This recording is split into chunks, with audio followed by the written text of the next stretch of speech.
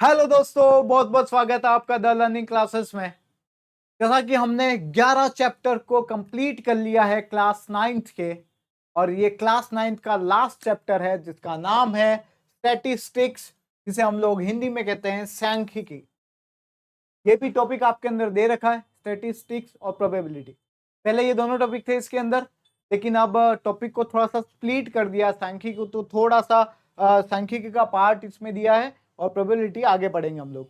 ठीक है, तो हिंदी और इंग्लिश दोनों को साथ में लेके चलेंगे, कहीं दिक्कत नहीं आएगी। तो ये लास्ट चैप्टर है, तो चाहता हूं कि आप इस वीडियो को ज्यादा से ज्यादा शेयर कर दें और टेलीग्राम चैनल से जुड़ना ना भूलें, द लर्निंग क्लासेस के। इस क्यूआर कोड को स्कैन करके आप टेलीग्राम चैनल से जुड़ सकते हैं। और इस टेलीग्राम चैनल की खास बात यह है कि सबसे पहले आपको मिलेगी एजुकेशनल न्यूज, क्लास की पीडीएफ, शेड्यूल और डेली क्विज होती है जो आपकी तैयारी को और मजबूत बनाती है। तो इसी के साथ आज का चैप्टर, जिसका नाम है statistics, chapter 12 and last chapter of class 9। चलिए, तो स्टैटिस्टिक्स है क्या? हिंदी के नाम से आपको पता चल रहा है सांख्यिकी। सांख्यिकी मतलब संख्या नाम की कुछ चीज आ रही है अंदर। आप बोलोगे हाँ, अगर तो हमें संख्याओं के बारे में कुछ पढ़ना है, मैं बोलूंगा हाँ। तो संख्याओं के बारे में तो हमने पहले चैप्टर में पढ़ा था, अब क्या पढ़ना है? तो अब हमें पढ़ना है कि संख्याओं को कैसे प्रेजेंट करते हैं। अगर बहुत सारे नंबर्स आपके पास आ जाए तो उन नंबर्स को आप शफल कैसे करोगे? आपको कैसे पता चलेगा कि कितने नंबर क्या है, कौन सा नंबर सबसे बड़ा है, कौन सा नंबर सबसे छोटा है? बहुत सारे नंबर्स आपके पास हैं, ठीक है, एक बोरी में भर के आप लाए हो, तो एक एक नंबर निकाल के आपको उनका अरेंजमेंट करना पड़ेगा। छोटे से बड़े की तरफ उनको लिखो, फिर देखोगे, देखते ही पता चल जाएगा सबसे छोटा नंबर ये, सबसे बड़ा नंबर ये। ठीक है, तो ऐसी बहुत सारी चीजें, अलग अलग टाइप से रिप्रेजेंट करने के तरीके। तो अब हम लोग स्टैटिस्टिक्स, मोस्टली यही चीज होती है, लेकिन इस चैप्टर में हम लोग पढ़ेंगे कि नंबर्स को ग्राफ के ऊपर कैसे रिप्रेजेंट करते हैं। ठीक है, ग्राफ के ऊपर कैसे रिप्रेजेंट करते हैं। तो अगर मैं यहां पर दो लाइन खींच लेता हूं,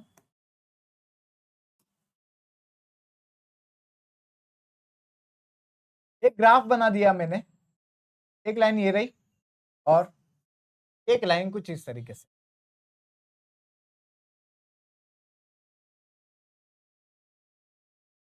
ये मैंने ग्राफ बना लिया।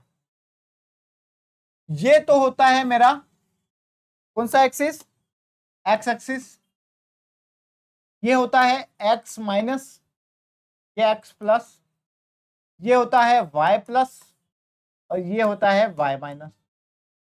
और मोस्टली हम लोग क्या करते हैं, सिर्फ यही एरिया लेते हैं जो कोऑर्डिनेट फर्स्ट होता है, चतुर्थांश नंबर 1 को ही हम लोग इसमें यूज करते हैं। ठीक है, तो इस चीज को हम लोग यहां से भूल जाते हैं, मतलब जो प्लस वाली दो चीजें हैं इसको हम लोग देखते हैं। तो मोस्ट प्रोबेबली हम लोग इसको बनाते हैं कैसे?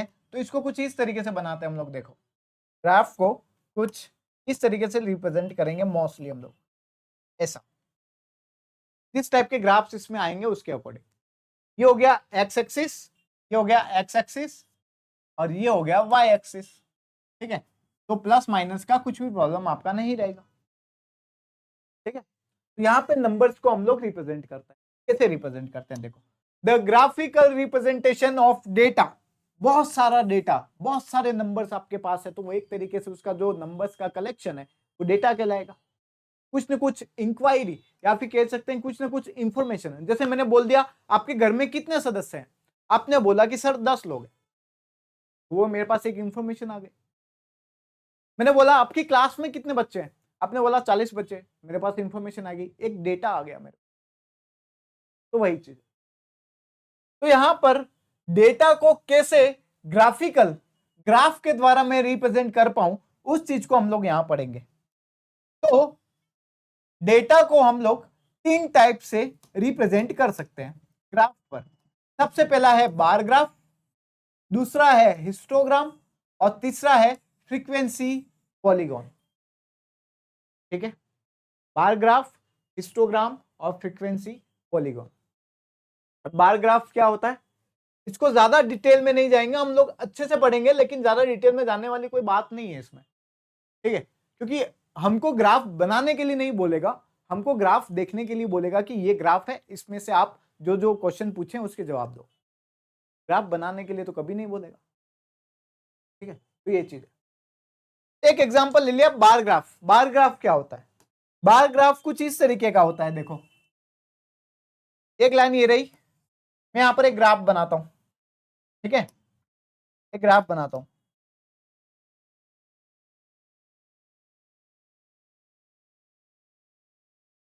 तो कुछ इस तरीके से ग्राफ आपने देखे होंगे, कुछ ऐसा होता है, फिर कुछ ऐसा होता है, फिर कुछ ऐसा होता है, इस तरीके के ग्राफ देखे होंगे। तो बार ग्राफ यही होता है। अब इसको किस तरीके से हम लोग देखते हैं? ये होता है वाई एक्सिस, ये होता है एक्स एक्सिस, ये होता है ओ, ठीक है। यहां पर वेरिएबल हम लोग लिखेंगे, वेरिएबल हम लोग लिखेंगे, और यहां पर हम लोग लिखते हैं वाई एक्सिस पे क्या लिखते हैं? वैल्यू ऑफ वेरिएबल, क्या वैल्यू है वो हम लोग यहां लिखते हैं। अब तीन चीजें मैं आपको बताता हूं, तीन चीजें हमें पढ़नी है, बार ग्राफ, हिस्टोग्राम और फ्रीक्वेंसी पॉलीगॉन। बार ग्राफ का मतलब इनके बीच में डिस्टेंस होती है, मतलब इसके बीच में देखो, इस ग्राफ में और ये जो रेक्टेंगल्स बने हुए हैं इन दोनों के बीच में देखो डिस्टेंस दे रखी है, इन दोनों के बीच में डिस्टेंस। अगर ये डिस्टेंस ना हो, ये ऐसे ज्वाइंट हो, तो वो कौन से कहलाएंगे? हिस्टोग्राम कहलाएंगे। और इन सबके मिड पॉइंट को मैं जोड़ दूं और जो ग्राफ बन के आता है वो ग्राफ फ्रीक्वेंसी पॉलीगॉन। एक तरीके से शॉर्ट में ऐसे हम लोग पढ़ सकते हैं। अब हम लोग थोड़ा सा डिटेल में जाते हैं, हिस्टोग्राम क्या कहता है, किस तरीके से हमें पता चले कि क्या चीजें हैं। देखो, जैसे कि मैंने बोला मेरी क्लास के बच्चे 60 बच्चे, तो आपने यहां लिख दिया सचिन सर के क्लास के बच्चे कितने हैं, यहां लिख दिया 60। आपके क्लास के बच्चे, जैसे कि मैंने बोल दिया एक्स, एक्स के क्लास के बच्चे, एक्स क्लास के बच्चे कितने हैं? 80 बच्चे, तो ये 80 पे लगा दिया। मैंने बोल दिया कि वरुण के क्लास के बच्चे कितने हैं? 70 बच्चे हैं, तो मैंने यहां 70 लगा दिया और ये 70 तक मैंने मार्क कर दिया। तो ये वेरिएबल्स है, ये वेरिएबल्स है, और इन वेरिएबल्स की वैल्यू यहां पर दे रखी है। ये चर है, और ये जो चर है उनकी वैल्यू यहां पर दे रखी है, इसका मान यहां दे रखा है, बस यही चीज है। अब एग्जाम्पल पे आओ, आपको चीज है। अब हम सबसे पहले हम लोग पढ़ रहे हैं बार ग्राफ। बार ग्राफ क्या होता है? देखो क्वेश्चन, देखो क्वेश्चन क्या कह रहा है। क्वेश्चन ये कह रहा है कि एक क्लास 9th का एक बैच है, उसमें 40 स्टूडेंट्स हैं। आपने बोला ठीक है। अब 40 स्टूडेंट्स के मुझे क्या कर रखा है? मंथ ऑफ देयर बर्थ, जिस महीने में उनका जन्म हुआ है वो कलेक्शन मैंने लिया। जैसे कि 40 बच्चे हैं, मैंने पहले बच्चे को पूछा कि आपका कौन से महीने में हुआ, उन्होंने बोला जनवरी में। किसी और बच्चे को पूछा, उसने बोला अक्टूबर में, किसी ने बोला नवंबर में। तो मैंने क्या किया, जनवरी में जितने भी बच्चों का जन्म हुआ है डैश डैश डैश इतने बच्चे हैं। मैंने बोला फरवरी में जन्म हुआ है वो बच्चे कितने, मैंने बोला 10। आपने बोला कि सितंबर में कितने बच्चों का जन्म हुआ है, तो आप बोलोगे 50। कुछ अलग अलग क्वांटिटीज आएगी, तो वही क्वांटिटीज हम लोग आगे देखेंगे। देखो वही क्वांटिटीज हम लोग आगे देखेंगे। तो इन्होंने क्या किया, ऐसा करके एक ग्राफ बना दिया। ये ग्राफ कैसे बनाया? देखो इस ग्राफ को जान सकते हो क्या चीज है सर? क्लियर? ओके, ये देखो यहां पर सारे वेरिएबल्स लिखे, जनवरी, फरवरी, मार्च, अप्रैल, मई, जून, दिसंबर तक सारे मंथ लिख दिए। मतलब ये वेरिएबल्स हैं, ये कभी चेंज नहीं हो सकते। सॉरी, ये चेंज हो सकते हैं, ठीक है, ये कांस्टेंट कभी चेंज नहीं हो सकते। अब एक चीज और, एक चीज और, एक चीज और, जनवरी तो हमेशा जनवरी ही रहेगा, आपके लिए भी और मेरे लिए भी। लेकिन जनवरी में मेरी क्लास में अगर 5 बच्चों का जन्म हुआ, आपके क्लास में 25 बच्चों का जन्म हुआ, तो ये चीज तो चेंज हो सकती है। मतलब ये कह सकता हूं, ये जो रेक्टेंगल बना हुआ है इसकी हाइट चेंज हो सकती है और इसकी हाइट कम हो सकती है, ठीक है, इसकी हाइट चेंज हो सकती है, इसकी हाइट कम हो सकती है। आई बात समझ में? तो ये तो हो गई इसकी हाइट, हाइट को मैं लेंथ ले लूं और ये इसकी हो गई चौड़ाई ब्रीथ। क्लियर? तो सब में ऐसा है, सब में ऐसा है, हमेशा ध्यान रखना, चाहे हिस्टोग्राम हो, बार ग्राफ हो, फ्रीक्वेंसी पॉलीग्राफ हो, हमेशा चौड़ाई हमेशा समान होगी। ये चौड़ाई सब में समान है, सब में 1 यूनिट ले रखा है। इसके बीच में गैप भी सब में समान है, देखो बीच में गैप भी सब में समान। सबसे पहली खासियत तो बार ग्राफ की ये हो गई। दूसरी चीज, क्या आप मुझे बता सकते हो कि मई में कितने बच्चों का जन्म दिवस है, या फिर कह सकते हैं कि मई में कितने बच्चों का मंथ ऑफ बर्थ है? तो आप बोलोगे सर 5 बच्चों का है। आप मुझे बता सकते हो कि सबसे कम कौन से महीने में बच्चों का जन्म हुआ है? तो आप बोलोगे सर यहां पे सबसे कम लाइन किस में दिख रही है? जुलाई में दिख रही है, मतलब कि सिर्फ एक ही बच्चे का जन्म हुआ है जून में। तो क्या आप ये कह सकते हो कि सबसे ज्यादा बच्चे कौन से महीने में उनका जन्म हुआ है? तो आप बोलोगे सर अगस्त, क्योंकि ये बहुत लंबा है। तो डेटा को मैंने क्या किया, रिप्रेजेंट किया ग्राफ के थ्रू, और मैंने इसको इजी कर दिया मेरे लिए। अगर यही चीज बुक में लिखी होती कि हाँ एक्स का जन्म जनवरी में हुआ, बी का जन्म अक्टूबर में हुआ, इसका जन्म इसमें हुआ, इसका जन्म इसमें हुआ, तो मुझे कितना ज्यादा पढ़ना पड़ता। मैं यहाँ देख रहा हूं, मैंने ग्राफ लगा दिया उसकी जगह, मुझे पता चल गया हाँ भाई जनवरी में 3 बच्चों का, फरवरी में 4 बच्चों का, मार्च में 2 बच्चों का। इसलिए ग्राफ बनाते हैं हम लोग कि इजी हो जाए, हमारे लिए इजी बनाने के लिए इसको हम लोग लिखते हैं। तो ये चीज होगी। तो इसके बेस पे इन्होंने क्वेश्चन ले रखे।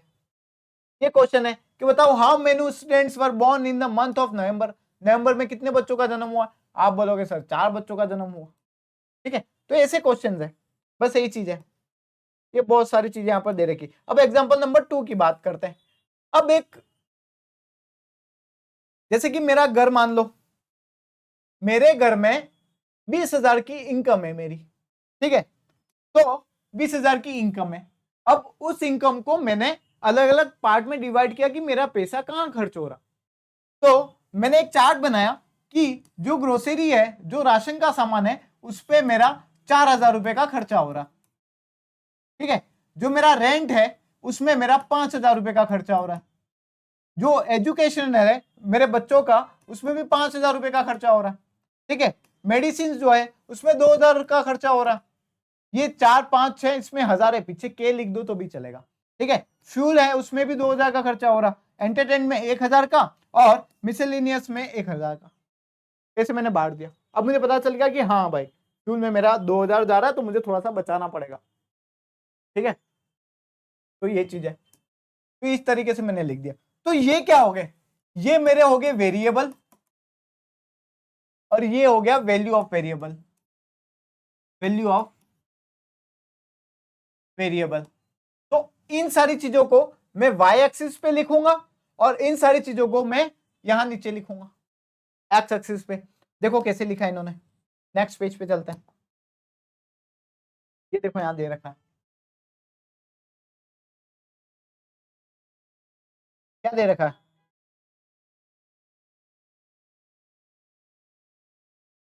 चलो, ग्रोसरी, ये ग्रोसरी के लिए है। ठीक है, कितना? 4,000 रुपए। ये रेंट के लिए है कितना? 5,000 रुपए। एजुकेशन के लिए कितना? 5,000 रुपए। मेडिसिन के लिए कितना? फ्यूल के लिए कितना? एंटरटेनमेंट के लिए कितना? इसके लिए कितना? सारी चीजें। अब ग्राफ देख के मुझे ये पता चल गया कि सबसे ज्यादा खर्चा मेरा रेंट और एजुकेशन में हो रहा है। तो मैं एक काम कर सकता हूँ, एजुकेशन में तो मैं नहीं बचाऊंगा, मैं रेंट में बचाऊंगा कि थोड़ा सा रेंट कम हो जाए तो अच्छा रहेगा, अंकल से बात करता है। ठीक है, तो ये काम हो सकता है। यार सबसे ज्यादा खर्चा फ्यूल और एंटरटेनमेंट और इसमें हो रहा है। हाँ ये तो ठीक है, कम ही होना चाहिए, किसका ज्यादा होना है। ठीक है, ये सारी चीजें। ग्रोसरी में थोड़ा सा कम कर सकता हूँ कि थोड़ी सी क्वालिटी कम कर सकते हैं, या फिर सामान कम कर सकते हैं। ठीक है, या फिर कह सकते हैं कि जो वेस्टेज हो रहा है वो बचा सकते हैं। ठीक है, तो यहां से मुझे बहुत सारी डिटेल्स मिल जाती है सिर्फ एक ग्राफ से। इसलिए मैं ग्राफ्स बनाता हूँ, इसलिए मैं चीजें लिखना नहीं चाहता, ग्राफ बना के चीजें इजी वे में मैं सॉर्ट कर सकता हूँ। ठीक है, तो यही चीज है।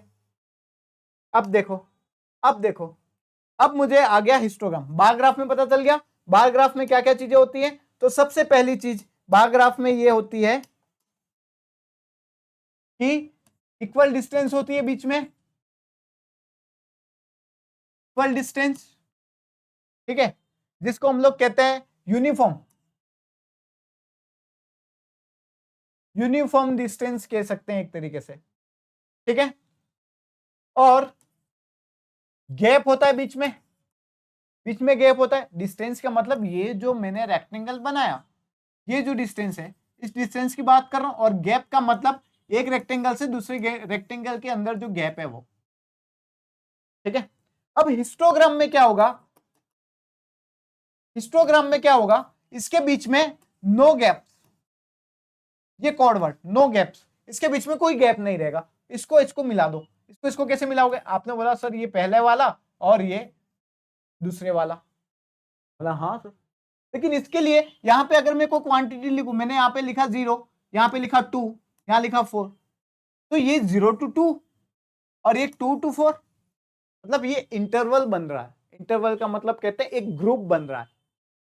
0 से 2 वाले जो भी है वो यहां पर मार्क करें, 2 से 4 वाले जो भी है वो यहां पर मार्क करें। तो अब हम लोग देते हैं हिस्टोग्राम प्रॉपर तरीके से क्या है। अब देखो यहां पर एक सारणी देख रही है आपको, इस सारणी में क्या दे रखा है, देखो देखो एक ग्रुप दे रखा है, एक ये वाला, ये ग्रुप दिया 30.5 से 35.5, फिर यहां पर दिया 35.5 से 40.5। इसके बीच में अंतर कितना है, इसको बोलते हैं क्लास साइज। क्या बोलते हैं? Class size. इसके बीच का अंतर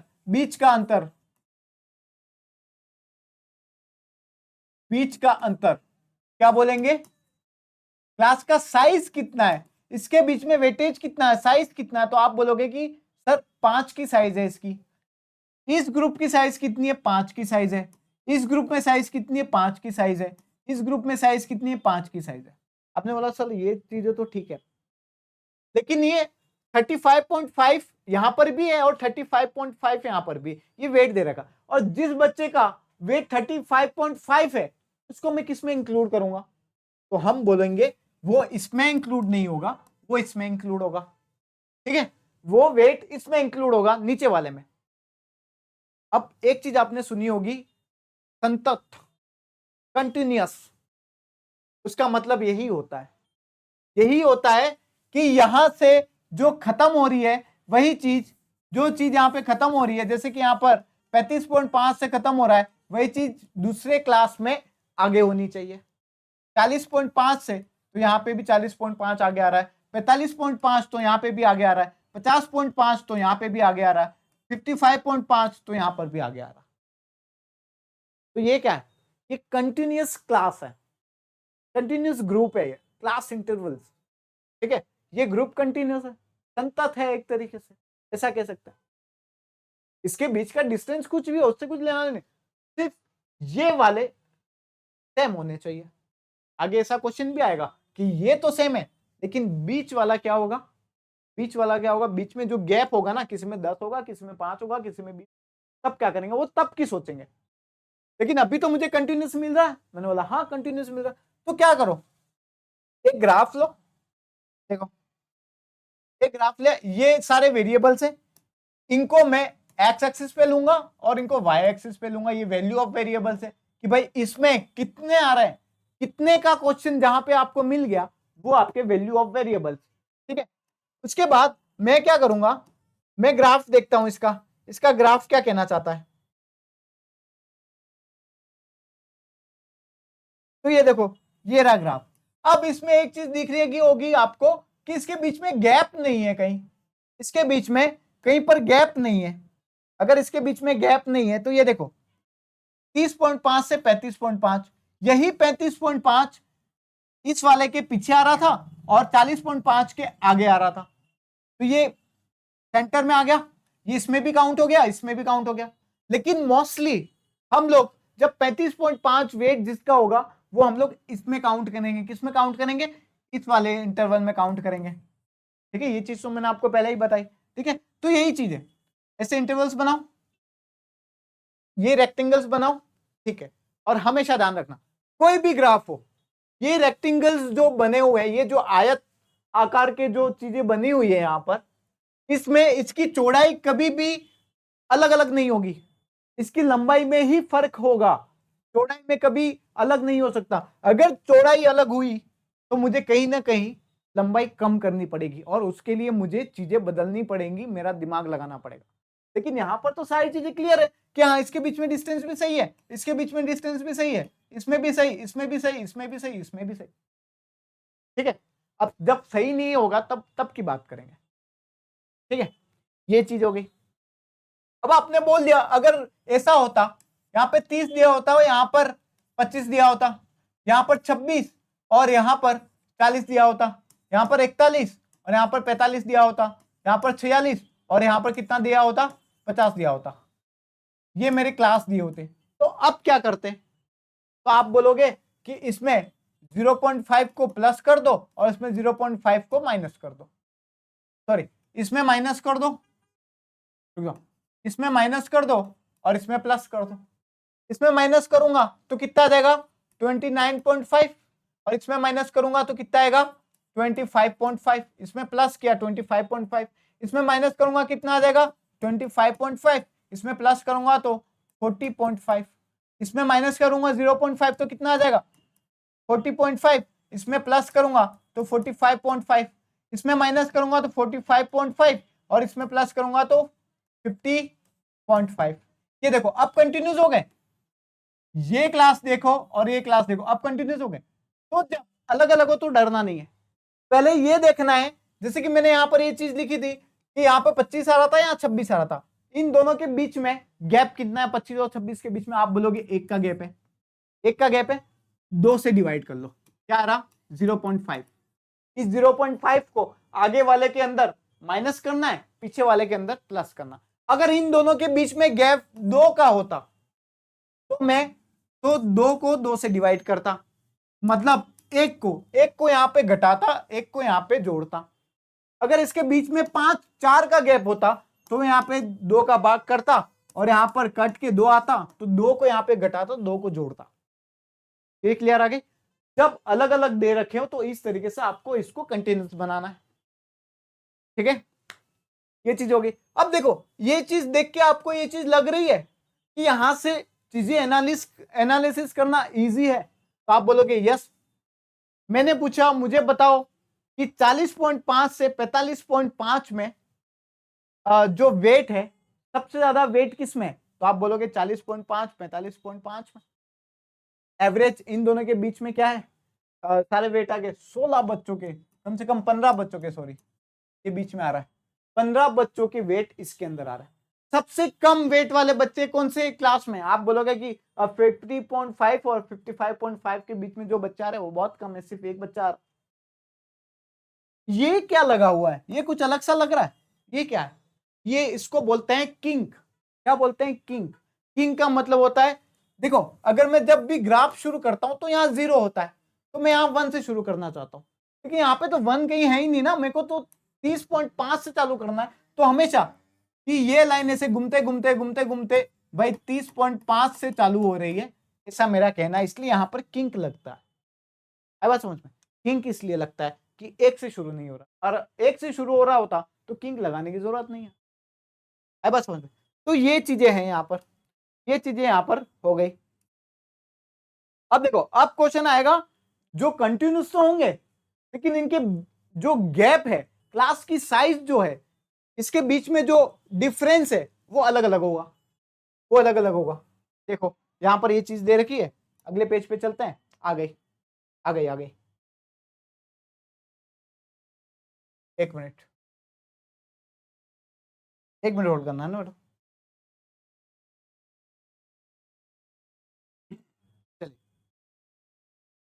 तो मार्क्स 100 नंबर का एक पेपर हुआ, 100 नंबर का एक पेपर हुआ, 0 से 20 के अंदर जिसके भी मार्क्स हैं वो 7 स्टूडेंट हैं, 20 से 30 के अंदर जिसके मार्क्स है वो 10 स्टूडेंट है, 30 से 40 के बीच में 10 स्टूडेंट है, 40 से 50 के बीच में 20, 50 से 60 के बीच में 20, 60 से 70 के बीच में 15, और 70 से ज्यादा से ज्यादा कितने, 70 से अबव कह रहा है, तो ज्यादा से ज्यादा कितने, मैक्सिमम मार्क्स तो 100 ही है ना, तो इस अबव को हटा के मैं यहाँ पर 100 लिख सकता हूं। आप बोलोगे सर तो 70 से 100 के बीच में 8 स्टूडेंट है, टोटल स्टूडेंट कितने हो गए 90। अब आपने एक चीज नोटिस करी, इसके बीच का गैप कितना है 20 माइनस 0 करो, 20 माइनस 0 करो, 20 का गैप है। इसके बीच में गैप कितना है आप बोलोगे, 30 माइनस 20 करो, 10 का गैप आ रहा है। इसके बीच में गैप 40 माइनस 30 इक्वल टू 10। इसके बीच में भी 10 का गैप है, इसके बीच में 10 का गैप है, इसके बीच में 10 का गैप है, और इसके बीच में 30 का गैप है। सर यहाँ पे 10 आ रहा है, यहाँ पे 20 है, यहाँ पे 30 है। जब मैं इसका ग्राफ बनाता हूं इस कंडीशन में, मैंने कुछ चेंजेस नहीं किए, इस कंडीशन में मैं जब इसका ग्राफ बनाता हूं तो कुछ इस तरीके से देखने को मिला। देखो ये कंटिन्यूस तो दिख रहे हैं आपको, हाँ 20 से 20, 30 से 30, 40 से 40, 50 से 50, 60 से 60, 70 से 70, कंटिन्यूस तो है। लेकिन इसके जो क्लास साइज है उसमें फर्क आ रहा, उसमें फर्क आएगा तो ग्राफ कैसा बनेगा, देखो ग्राफ ऐसा देखने को मिल गया। लेकिन सर ये ग्राफ देखने के बाद एक चीज तो मुझे ये पता चली कि हमने तो स्टार्टिंग से ही बोला था कि इनकी जो चीजें हैं, मतलब क्या, इनकी जो चौड़ाई है वो तो हमेशा समान रहेगी चाहे कौन सा भी ग्राफ हो। लेकिन इसमें तो चौड़ाई इसमें बढ़ गई, इसमें कम है, इसमें थोड़ी सी और ज्यादा बढ़ गई, तो ये कैसे हुआ? तो ये ग्राफ करेक्ट है क्या? ये ग्राफ करेक्ट है? आप बोलोगे नहीं, नहीं ये ग्राफ करेक्ट नहीं है। ठीक है, ये ग्राफ करेक्ट नहीं है। अगर यहां से चौड़ाई बढ़ रही है तो मुझे लंबाई को कम करना पड़ेगा। और एक तरीके से अगर कह सकते हैं कि ये कॉन्सेप्ट जो रेक्टेंगल्स है उसके एरिया पे डिपेंड करता है। ठीक है, एरिया पे डिपेंड करता है, मतलब कि एरिया हमेशा यहां पर, जैसे कि मैंने एक रेक्टेंगल ये बनाया है, ठीक है, एरिया हमेशा इसकी लेंथ पे डिपेंड करेगा। हर ग्राफ में रेक्टेंगल का एरिया इसकी लेंथ पे डिपेंड करेगा। तो rectangle, area of rectangle proportional to length of the rectangle. लेकिन यहां पर सेम होना चाहिए ना प्रोपोर्शनल करने के लिए, यहां पर सेम होना चाहिए, तब जाके मैं कह सकता हूं कि हाँ ये ऊपर नीचे हो कुछ फर्क नहीं पड़ता, वो तो मैं कैलकुलेट कर लूंगा। लेकिन यहां पर कैसे कैलकुलेट करूं मैं? यहां का तो मुझे, ये तो वेरिएबल्स है ना, यहां पे तो मैं वेरिएबल्स मार्क करता हूं। ठीक है होगा, अगर यहां से बड़ा है तो यहां से घटाना भी पड़ेगा मुझे थोड़ा, और इसको एक तरीके से क्या कह सकते हैं, सही बनाना पड़ेगा। तो इसके लिए क्या करते हैं, उसके लिए क्या करते हैं, तो सबसे पहले आप ये देखो कि सबसे छोटी क्लास कौन सी है, सबसे छोटी क्लास, इसके बीच में गैप सबसे छोटा कौन सा है? तो आप बोलोगे यहां 20 है, यहां 30 है, यहां सब में 10 आ रहा है, तो सबसे छोटी स्मॉलेस्ट क्लास साइज कितनी है? आप बोलोगे 10 है। ठीक है, अपना काम हो गया, बस इतना ही निकालना है। आपको क्या करना है, उसको सही बनाने के लिए इसकी क्लास साइज कितनी है? आप बोलोगे 20 है। इसके बीच में गैप कितना है? 20 का। और इसकी फ्रीक्वेंसी बोलते हैं, इसको क्या बोलते हैं? फ्रीक्वेंसी बोलते हैं, फ्रीक्वेंसी बोलते हैं। इसकी क्लास साइज क्या है? क्लास साइज 20 है और फ्रीक्वेंसी 7 है। तो फ्रीक्वेंसी को ऊपर लिखो, क्लास साइज को नीचे लिखो, और जो स्मॉलेस्ट साइज है क्लास साइज की उससे इसका गुणा कर दो। अब जो वैल्यू आएगी वो इसकी नई फ्रीक्वेंसी बनेगी, नई टेबल इसकी बनेगी। क्लास तो यही रहेंगे, क्लास में कोई चेंजेस नहीं होगा, चेंजेस यहां होगा। मुझे लेंथ को थोड़ा सा घटाना पड़ेगा क्योंकि नीचे से बढ़ गया है बात समझ में। तो ये कट के कितना आ जाएगा? 3.5। तो यहां पर मैं 3.5, वैसे ही यहां पर देखो अगले पेज पे, तो ये सारी चीजें कर रखी है, ये सारी चीजें कर रखी है। देखो क्या किया,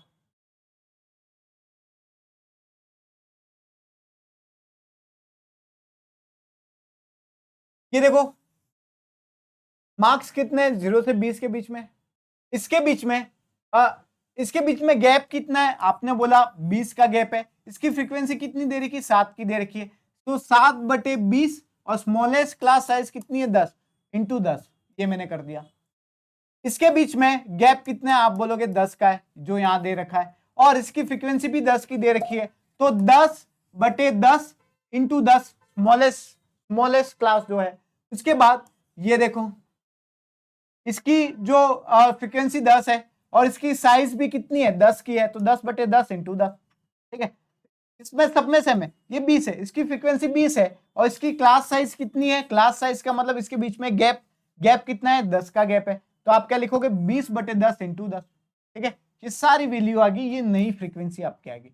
इस नई फ्रीक्वेंसी के अकॉर्डिंग अब ये सारी चीजें भूल जाओ, इन सबको आप हटा दो। अब ये रही आपकी टेबल, ये और ये। अब बना सकते हो। अब ग्राफ कैसा बनेगा देखो, अब ग्राफ बना कुछ इस तरीके का। ये देखो, यहां से हाइट थोड़ी सी छोटी है, देखो इसकी हाइट कितनी बड़ी थी, छोटी हो गई, छोटी हो गई ना। बस ये तो चीज करनी थी, छोटी हो गई, यही तो चीज करनी थी अपन, ठीक है। तो अब ये क्या करेक्ट है, आप बोलोगे हाँ। देखो यहाँ पे पहले का आंसर क्या था, 3.5, क्योंकि पहले तो हमने 7 लिया था, लेकिन 3.5 कम हुआ, ये भी कम हुआ। ये एज इट इज रहेंगे मैक्सिमम, ये तो एज इट इज ही रहते हैं, ठीक है। कुछ कुछ में चेंज होते हैं, बस साइज को थोड़ा सा कम करने का कोशिश किया। अब ये मेरा क्या है, करेक्ट ग्राफ है, करेक्ट ग्राफ ये बना मेरा, ठीक है। अब फ्रीक्वेंसी पॉलीगॉन की बात करते हैं, तो इसके मिड पॉइंट्स को मिला लो, ये मिड पॉइंट, ये मिड पॉइंट, ये मिड पॉइंट, ये मिड पॉइंट, ये मिड पॉइंट, ये मिड पॉइंट, इसको यहां से मिला लो। ये आ गया, यहां गया, यहां गया, यहां, यहां, और फिर यहां गया, और फिर इसका जो आगे वाली क्लास है उससे यहां मिला लो, इसके आगे वाली क्लास को यहां से मिला लो, ये फ्रीक्वेंसी पॉलीगॉन बन जाता है। तो तीसरा जो था फ्रीक्वेंसी पॉलीगॉन, वो हमने पढ़ लिया। हिस्टोग्राम समझ में आ गया, जिसमें गैप ना हो। बार ग्राफ में गैप्स होते हैं, हिस्टोग्राम में गैप नहीं होता। और फ्रीक्वेंसी पॉलीगॉन मतलब हिस्टोग्राम बनाओ और उसके मिड पॉइंट्स को मिलाओ, और ये फ्रीक्वेंसी पॉलीगॉन बन गया, ठीक है। ये फ्रीक्वेंसी पॉलीगॉन बन गया। तो ये चीज होगी फ्रीक्वेंसी पॉलीगॉन। देखो यही है फ्रीक्वेंसी पॉलीगॉन, क्या कहना चाह रहा है, देखो क्या किया, इसके मिड पॉइंट को मिला दिया, देखो इसके मिड पॉइंट को मिला दिया, ये था इसका मिड पॉइंट, ये रहा इसका मिड पॉइंट, ये इसका मिड पॉइंट, ये इसका मिड पॉइंट, ये इसका मिड पॉइंट है, ये इसका मिड पॉइंट, यहाँ से मिला दिया, यहाँ से मिला दिया, यहाँ से, फिर यहाँ से, यहाँ से, यहाँ से, यहाँ से, यहाँ से। आई चीजें समझ में, फिर इसके मिड पॉइंट को मिला। सिर्फ आपको इतना ही जानना है कि इसके आगे ये कहां से आया और ये पॉइंट कहां से आया, बाकी ये तो हिस्टोग्राम ही है, सिर्फ हिस्टोग्राम बना के मिड पॉइंट ज्वाइन कर लो, ठीक है। क्या बिना हिस्टोग्राम के भी हम लोग ये बना सकते हैं, आप बोलोगे हाँ। तो कैसे बना सकते हैं, देखो कैसे बना सकते हैं। देखो अगर मुझे ये नहीं बनाना हिस्टोग्राम, तो मैं क्या करूं, ये मेरी क्लास थी 30.5 और 35.5, इसके बीच का पॉइंट कैसे निकालूंगा। तो आप बोलोगे 30.5 और 35.5 को जोड़ के 2 का भाग दे दो, तो बीच का पॉइंट निकल जाएगा। तो इसको बोलते हैं, क्या बोलते हैं, क्लास मार्क्स बोलते हैं, क्लास मार्क्स, ठीक है। 2 का भाग दे दो, इन दोनों को जोड़ के 2 का भाग दे दो, ये पॉइंट डायरेक्ट आ जाएगा आपके पास। इन दोनों को जोड़ के यहाँ पे भाग दे दो 2 का, तो यहाँ पे आ जाएगा। इन दोनों को जोड़ के 2 का भाग दे दो, तो ये पॉइंट मिल जाएगा। इन दोनों को जोड़ के यहाँ पे भाग दे दो, ये पॉइंट मिल जाएगा। यही तो फ्रीक्वेंसी पॉलीगॉन हो गया। ये ज्यादा हमारे काम नहीं आएगा, बट हाँ कहीं कहीं इसका यूज हो सकता है, तो चीजें हमें आनी चाहिए, ठीक है। तो ये देखो, ये एग्जांपल इन्होंने और ले लिया, ये ले लिया एक्स एक्सिस पे, ये सारे वाई एक्सिस पे। अब देखो ये सारे संतत हैं, आप बोलोगे संतत है, बीच में गैप समान है, आप बोलोगे बीच में गैप भी समान है, तो ठीक है ना। हिस्टोग्राम बना लो, इसका हिस्टोग्राम बन जाएगा। आप बोलो हाँ सर बना दिया हिस्टोग्राम 0 से 10। देखो यहाँ पे किंक नहीं लगा हुआ है, क्योंकि ये 0 से चालू हो रहा है, किंक नहीं लगेगा, ठीक है। तो यहाँ पर ये सारे हिस्टोग्राम देखो बराबर साइज के हैं, आप बोलोगे हाँ सर बराबर साइज के हैं, तो कुछ चेंजेस करना रहेगा। आप बोलोगे सर कुछ चेंजेस नहीं करना है, ये तो यूनिफॉर्म है, ऊपर नीचे, ऊपर की साइज तो ऊपर नीचे होती रहती, कुछ फर्क नहीं पड़ता, बस ये समान होने चाहिए। अब मैंने क्या किया, इसके मिड पॉइंट को मिला दिया, ये मिड पॉइंट, सारे मिड पॉइंट्स को मैंने क्या किया, मिला लिया। देखो इसको यहाँ से मिलाया, यहाँ से, यहाँ से, यहाँ से, यहाँ से, इसको इसको इसको, लेकिन सीक्वेंस वाइज मिलाना है। लेकिन ये पॉइंट्स क्या है सर, इसको यहाँ से जोड़ा, जब तक इस पॉइंट्स को यहाँ तक नहीं जोड़ते तब तक वो फ्रीक्वेंसी पॉलीगॉन नहीं कहलाता है, ठीक है। तो ये पॉइंट्स क्या है, तो मुझे क्या करना रहता है, बेसिकली मुझे ये करना रहता है, देखो इसके बीच में साइज कितनी है, सबके बीच में आप बोलोगे 10 की साइज है, तो एक और क्लास ले लो। तो ये यहाँ कौन सी क्लास बनाएगी, -10 से 0, फिर 0 से 10, फिर 10 से, ये क्लास बनी, ठीक है। यहाँ पे आगे कौन सी क्लास बनेगी, आप बोलोगे 100 से 110, बस यही है। इसके बीच का भी क्लास मार्क्स निकाल दो, इसके बीच का भी क्लास मार्क्स निकाल दो, और ये दोनों पॉइंट क्या है, मिलाने वाले पॉइंट है। यहां से शुरू होगा, यहां से स्टार्ट होगा, इस पॉइंट से स्टार्ट होगा और इस पॉइंट से एंड होगा फ्रीक्वेंसी पॉलीगॉन। ठीक है, चीजें समझ में आ रही होंगी, होप सो। ये फ्रीक्वेंसी पॉलीगॉन बना दिया। ठीक है, ये देखो -10 से 0, -10 से 0 के बीच वाला पॉइंट। ठीक है, यहां पर 100 से 110 के बीच वाला पॉइंट वहां पे खत्म हो रहा है और यहां से शुरू होगा। ठीक है, चलो आगे बढ़ते हैं। ये पेज यहां खत्म होता है। अगला पेज क्या कह रहा है, ये क्लास मार्क्स का फॉर्मूला दे रखा जो मैंने अभी आपको बता दिया। अपर लिमिट है और लोअर लिमिट है, उन दोनों को जोड़ दो और फिर क्या करो, फिर 2 का भाग दे दो। ये आपका क्या है, क्लास मार्क्स का फॉर्मूला। ये याद करने की जरूरत है नहीं हमें, क्योंकि डायरेक्ट निकाल सकते हम लोग। बीच का मिड पॉइंट निकालना, इन दोनों को जोड़ो और 2 का भाग दे दो, इन दोनों को जोड़ो 2 का भाग दे दो, आपको क्लास मार्क्स मिल जाएंगे। ठीक है, क्लास मार्क्स मिल गए। देखो इसके बीच का पॉइंट कौन सा है, 145। इसका बीच का पॉइंट कौन सा है, 145। इसके बीच में 155, इसके बीच में 165, इसके बीच में 175, इसके बीच में 185, इसके बीच में 195। अब ये x की वैल्यू, ये x की वैल्यू और ये y की वैल्यू डायरेक्ट करो ना, डायरेक्ट करो। x की वैल्यू निकाल दी, y की वैल्यू निकाल दी, फ्रीक्वेंसी पॉलीगॉन बन जाएगा। आगे पेज पे चलते हैं, इस पेज पे इतना ही है। देखो फ्रीक्वेंसी पॉलीगॉन कैसे बना, ज्यादा कुछ दिमाग खर्च नहीं करना है, लेकिन चीजें अगर समझ में आ रही है तो समझनी है। ठीक है, क्योंकि ये बनाने के लिए हमें कभी नहीं बताएगा, लेकिन बना के दे दिया और क्वेश्चन दे दिया तो प्रॉब्लम हो सकती है। ठीक है, चलिए, तो ये है के बीच का क्लास मार्क कितना, जो अभी मैंने लिखी थी वही है। अब ये मेरी सारणी बनी, ये दोनों। ठीक है, ये x की वैल्यू, ये y की वैल्यू, तो कैसे पुट करिए। देखो x की वैल्यू क्या है, 145 से शुरू हो रही, ये देखो ये आ गया गैप, 145, 155, 165, 175, 185, 195, 205 और 215। ठीक है, ये स्टार्टिंग पॉइंट, उससे आगे वाली एक इंटरवल, इसके आगे वाली एक इंटरवल, ये ले यहाँ पे ये पॉइंट खत्म होंगे, यहाँ पे स्टार्ट होंगे। 145 मतलब कि 5, 145 मतलब 5, ये रहा।